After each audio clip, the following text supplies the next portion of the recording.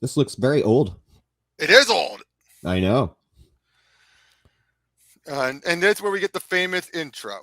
This is an imaginary story, which may never happen, but then again may, about a perfect man who came from the sky and did only good. It tells of his twilight, when the great battles were over, and the great miracles long since performed, and of how his enemies conspired against him, and of that final war in the snow-blind waste beneath the northern lights, of the woman he loved, and the choice he made between them, of how he broke his most sacred oath, and how finally all the things he had were taken from him, save for one. It ends with a wink. It begins in a quiet Midwestern town, one summer afternoon in the quiet Midwestern future. Away in the big city, people still sometimes glance up, hopefully from the sidewalks, glimpsing a distant speck in the sky. But no, it's only a bird, only a plane. Superman died 10 years ago. This is an imaginary story. Aren't they all? Well, yeah. Yep. Yes? Excuse me, Miss Lois Lane. It's Miss Lois Elliott now. Anyway, come in. You must be Tim Crane from the planet. That's right. It is. And is it still convenient to do the interview with you for our Superman Memorial Edition? Sure. My husband's out at work and the baby's asleep, so we won't be disturbed. Will this room be okay? Fine. Just let me get set up my recorder. Okay, testing. August 16th, 1997. Tim Crane interviewing Lois Lane, Lois Elliott for the Daily Planet. Lead feature title, The Last Days of Superman. There. I think it should be okay. Feel kind of nervous interviewing you, Mrs. Elliott. You're sort of a legend around the Daily Planet. I'm probably doing this all wrong. You're doing fine, and it's Lois. Lois, right. Well, I suppose I should start by asking about the years leading up to Superman's disappearance and presumed death. Were those happy times? Happy? I don't know. They were a mixture of things, like most times, but at least they were quiet. Luthor seemed to be lying low, and 2 years earlier, Brainiac's last organic metal body had been pounded into a state of beyond repair. As I recall, Superman later recovered every fragment except the creature's head. The Parasite and Terror Man had destroyed each other in a lethal clash of egos, and it seemed like there was nobody left to fight. Mostly Superman worked in space doing research for the government. It was while he was still out in space returning from such a mission that we got our first taste of the carnage that was to follow. Great Scott! What happened here? Superman, thank heavens! Yeah, tried using my signal watch earlier, but I guess you were out of range. But this destruction, what caused it? Was it a bomb or worse than a bomb, Superman? It was Bizarro. Bizarro did this. Bizarro? He was completely berserk, smashing things, hurting people, pushing over buildings. It was horrible. He kept laughing. About 20 minutes ago, he retreated into that department store and hasn't come out since. Okay, I'm here now. I'll handle it. Bizarro. Incredible. Bizarro! Come on out and show yourself. I want an explanation for this. Ha! That ain't that easy. It am part of Genius Bizarro self-improvement plan. Bizarro, see, me suddenly realized that me am not perfect, imperfect duplicate. Maybe me not trying hard enough. Example, when your planet Krypton blew up by accident, you am come to Earth as baby. So me decided to blow up whole Bizarro world on purpose and come to Earth as adult. The Bizarro world? Blown up? That right. Haha, pretty imperfect, huh? Bizarro, what's happened to you? I can't believe you've really destroyed your homeworld. Ha! That had only beginning. Next, me realized that Superman never kills. So me kill lots of people. Them very grateful, screaming with happiness. Kill people? Oh, merciful row. But then me finally understand what me need to be perfect, imperfect duplicate. It little blue kryptonite meteor that me carry in lead case for good luck. See? You am alive, Superman. And if me am imperfect duplicate, then me have to be Bizarro! Ugh, everything him go dark. Hello, Superman. Hello. It didn't make any sense at all, even by Bizarro standards. After years of harmless stupidity, that strange backwards creature had suddenly launched himself onto a rampage of genocide, homicide, and finally suicide. Still, after what came next, Bizarro's death seemed trivial. You're talking about the unmasking? Yes, I'm talking about the unmasking. Delivery for Mr. Kent? I'm Clark Kent. What is it? 2 parcels delivered outside just now. The big one's really heavy. Clark, we're on the air in 3 minutes. Oh, this won't take a second, Lana. I'll just open the little one and that's odd. What is it? There's a lot of little Superman action figures. Oh, I've seen those around. They're great. Have you seen how they work? You just press their legs together like this and damn! Ah! Clark, it's moving. They're all moving. Look out! Oh God! Oh my God! And Clark, get down! You're in the line of fire. Clark! Like they're all turning on Clark. They're slicing him up. This is horrible. You have to let me help him. Lana, it's too late. We can't save him. He's beyond help. Oh, Clark, it was you. All these years, it was you all the time. Ha ha! That's right, Miss Lang. And it was him all the time. He just combed his hair, stuck a pair of glasses. Ha ha ha! What a great gag. Oh, come on. We've toyed with him enough. Clark, Superman, those voices. Yes, I recognize them. The toy man and the prankster.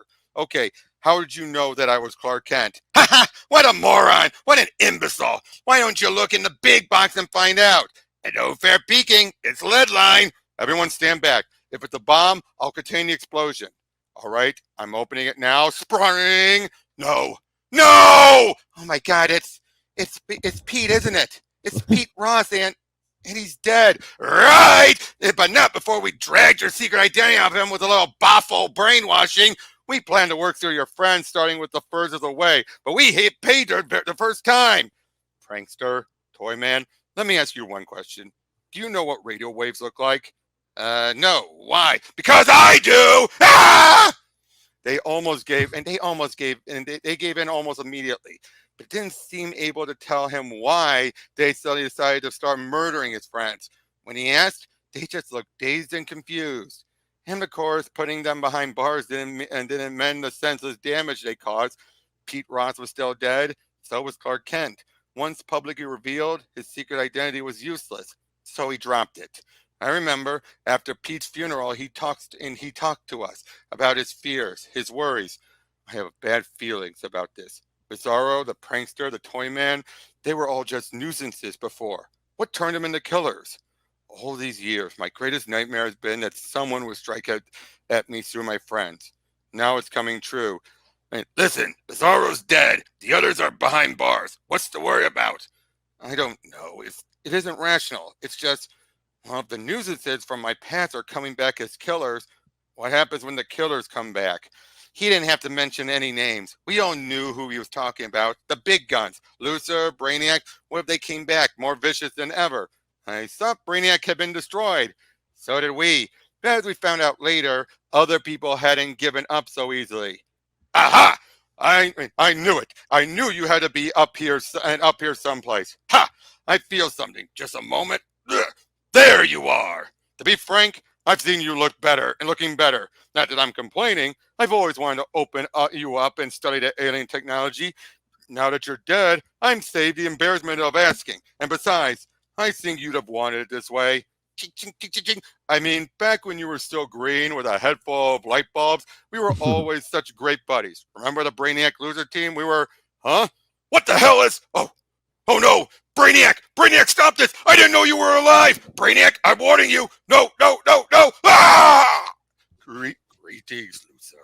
Your body, mind, and vocal cords all now belong to me. I welcome you to the new Brainiac Lucifer team. By human standards, your brain is superb. It stored data massively useful. The Kryptonian has interrupted my programs and caused me indignity. I shall tolerate him no longer. Now, raise my faceplate to your head. There. My ship was destroyed by Superman. Our first priority is to construct a replacement. The material will only be found in populated areas. Take one step forward. I feel you resisting me. It's useless. I repeat myself. Take one step forward. Very good. Now another step. And another. And another. And another. Naturally, of course, we explained it a bit more, and then one day, a bunch of people just started looking upwards. One woman's trying to be like, "You look kind of hot and bothered. Could you use a date? Come on, what's to lose? For $20, I could break your heart." I doubt it. They all start shooting grappling hooks. They're a bunch of metallos. We're Okay. coming, friends of Clark Kent. We're coming to kill you the way Kent killed my brother. Prepare to be massacred, for we have no pity. We have no heart. There's too many of them. Jimmy, use the watch. I am. You just can't hear it. Nobody can except him. Of course, when Lois falls at one point, he catches her. So then he starts to rubbing the aligning the magnetic poles of the Daily Planet globe and use it to break them all up. So he's But then he rubbing decided, the pole. because he realized how much worse it was getting, decided to take all of his friends, Perry, his wife Alice, Lana, Jimmy, and Lois, all up to his fortress. And then Krypto showed up, who had been traveling through space at the time. At one point, the Kryptonite man, who has not been seen since Superboy, is stomping around. Brainiac realizes we should bring him on board, which they do. Now, by this point, Perry and Alice, even in the comics before this story, were on the rocks. Okay. So they were in two separate quarters. Then they have a point where Lois and Lana just feel so upset and so sad for him. Now, Alan Moore was given the order, do not reference Supergirl. He just told him to F off. Okay. Yep, and because it is after Crisis on Infinite Earths. Oh, okay. Okay. But yeah, he's basically Right like, I'm glad you came back, Krypto. You're a piece of my life. You know that? I don't know. It feels as if all the pieces of my life are finally coming together. The Legion Gen show up with Supergirl when she was younger. So and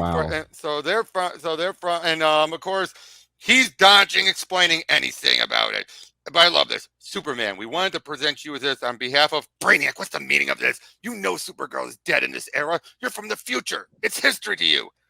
I'm sorry. She insisted on coming. I realize how distressing it must be. I doubt it. You talk calmly to us all the while knowing our death dates.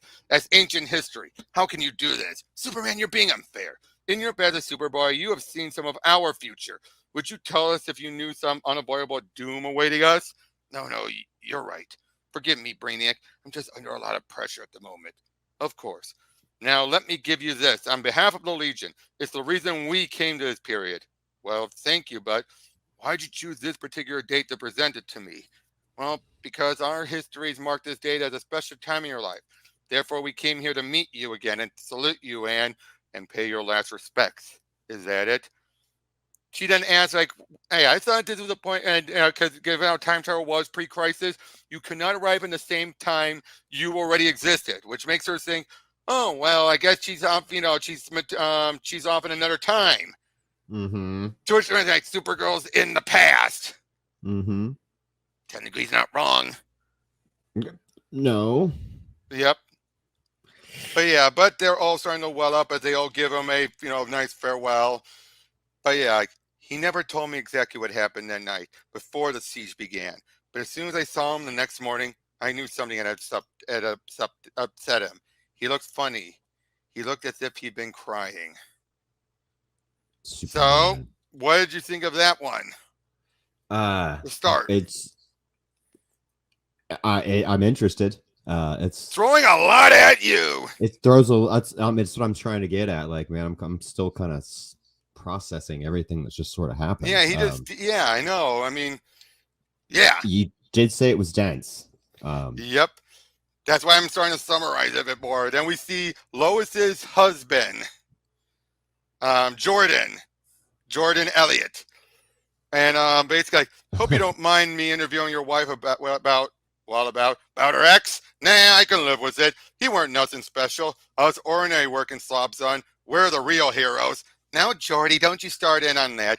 You just fix your coffee, then go and check that Jonathan's still asleep. And where had I got to, Tim?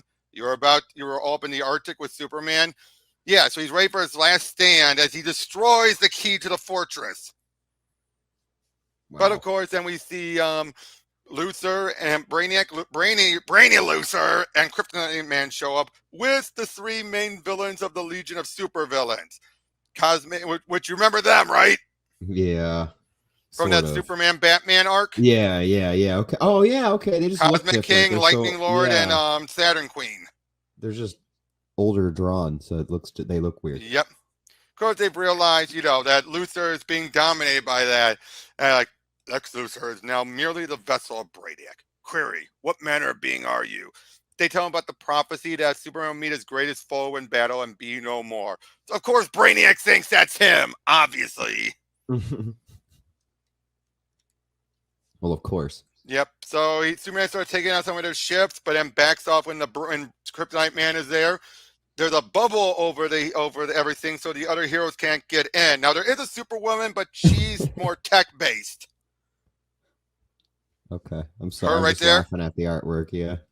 I know. Boom, boom, boom, boom, boom, boom, boom, boom. Now we're seeing a bit though with Perry talking with and Superman talking, and it's just, I'm sorry being cooped up here. It must be a strain for you and Alice. Yeah, I guess so. I don't know. We both got good reasons to be at loggers heads, but well, sitting here with death waiting outside makes me see things from a different perspective. Somehow, me too. You? Yes, me, Perry. I'm scared. I think I'm gonna die, and there's so much in my life I have to get straight. Like me and Lois, like me and Lana. You see, I've messed up both their lives, haven't I? They've wasted their love on me. Well, I couldn't let myself love either of them the way they deserve. I wish I'd explained. I wish I hadn't been such a coward. Why is it that the noblest people are the ones most troubled by consciousness? I don't know. But Superman and Perry weren't the only ones who couldn't sleep that night, as we see Lana and Jimmy going through some stuff, one of which was the Elastic Lad serum that Jimmy had used before. And Lana finds a sample of the magic lake water that she had used once before. The Lazarus Pit. No. I know. I'm just kidding. So, yeah. You see, back when I was Superboy, Lana was the only girl I loved. She still represents Smallville to me and that part of my life. And because of that, I could never cast her aside. But since I've grown and become a man, there's only ever been one woman for me. Lois. Beautiful Lois.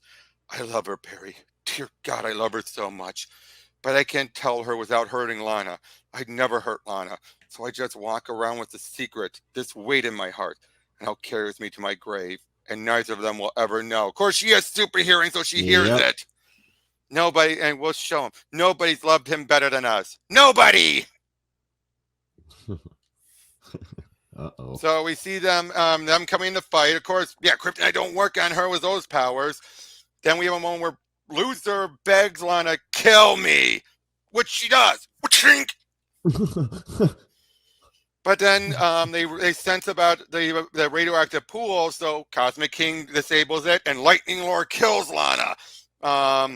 And Jimmy destroys the portal generator, comes down, but then gets zapped by Brainiac, who's still using Luthor's body before rigor mortis sets in. But they're wondering, why is the screen generator, the force shield screen still going? Even he doesn't know, but he feels, who cares? This is clearly a sign. My destiny is at hand. Wow. We have a point then where Perry saves Alice, and the two to start to reconcile. We see Kryptonite Man is yelling, come face me. Krypto just runs and jumps. He kills Kryptonite Man, but sacrifices his own life. Oh my God, everybody's dying. Yep. Of course, when they taunt Superman, tell him, oh, we'll kill him like we did his other girlfriend. He is pissed, and that scares them so much that they leave. So they go back to the 30th century. But then when they go deal with Brainiac, well, the body starts to catch up to him. Like, no, I am predestined to destroy you. No, get up, Luthor. I will not be betrayed by your human weakness. Where is my Kryptonite Man? Why is my fourth screen still standing? I don't know. I don't care. I am coming for you, Kryptonian. My victory is inevitable. Superman is calling off him. It's okay, Lois. I don't think he's in any condition to harm us as he dies. This book is filled But then with Superman death. realizes the only person who could do this. Bizarro, the prankster, the toy man, Metallo, Brainiac, the Kryptonite Man, the Legion of Supervillains. There's only one name missing, isn't there? I know you're there, Mixius-Pedalic! Come on out and show yourself! Wow. When the smoke finally cleared, he was just sitting there in the air. He looked different somehow. He didn't look funny anymore. So, you finally guessed. Greetings, Superman. Greetings from the fifth dimension. You were guiding all of this. And from behind the scenes. All this killing and destruction. Mixius Pitlick and Rao's name. Why? Don't be naive, Superman. I'm an immortal, like everyone in the fifth dimension. The problem with being immortal is filling your time. For example, I spent the first 2,000 years of my existence doing absolutely nothing. I didn't move, didn't even breathe. Eventually, simple inertia became tiresome, so I spent the next 2,000 years being saintly, benign, doing only good deeds. When that novelty began to fade, I decided to try being mischievous. Now, 2,000 years later, I'm bored again. I need a change, starting with your death. I shall spend the next 2 millennia being evil. After that, who knows? Maybe perhaps I'll try being guilty for a while.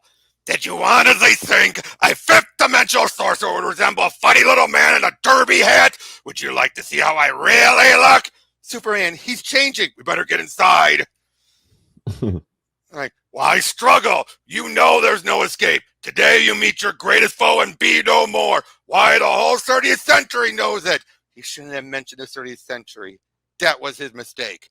Reminded, I looked at the statuette in my hand. Lois, he's magical. I can't beat him. Run.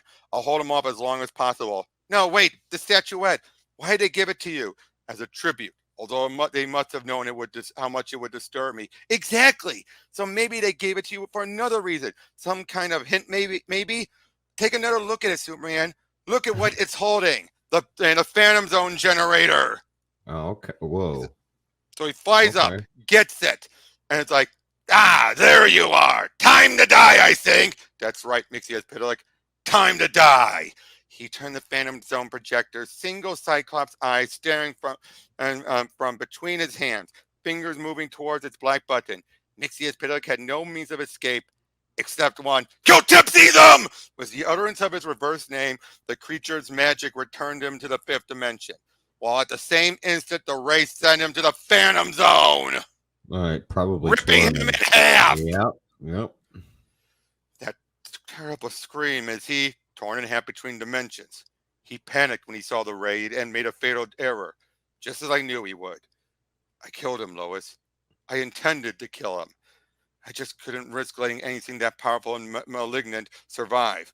So I made up my mind and I did it. I broke my oath. I killed him. Now this gets the one reason why I do not care for this story being the final story. I think I know it's about to happen. You had to. You haven't done anything wrong. Yes, I have. Nobody has the right to kill. Not Mixius Pitlick, not you, not Superman.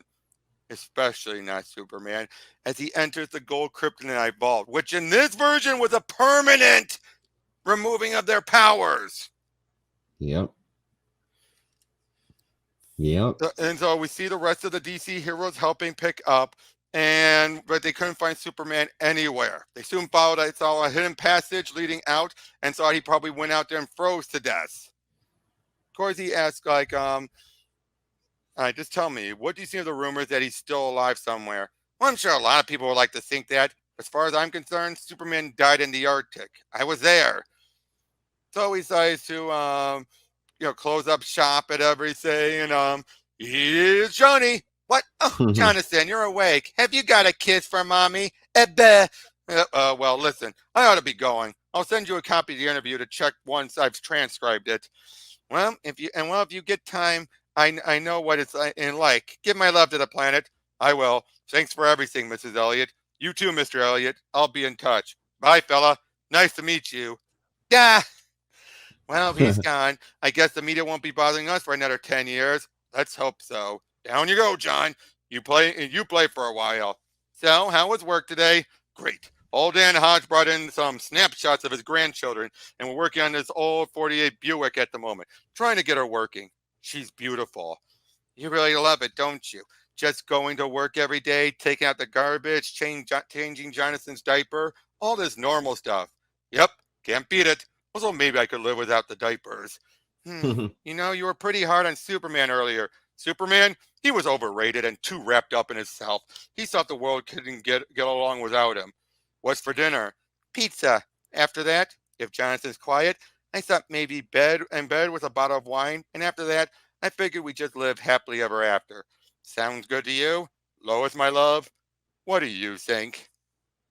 So yes, that's Superman. Yeah. But you get my problem? It goes so moral absolutist when it's like, Mixie didn't give you a choice. No choice. Well, I mean, there's always a choice. It's just let everyone die, or it's 2,000 years. Mm-hmm. He was going to be evil, not mischievous, and he was already a handful of mischievous. Right. But look what he did before he even made himself known. Yeah, fair enough. There was no choice. It seems like he's a common theme in the stories that we read together.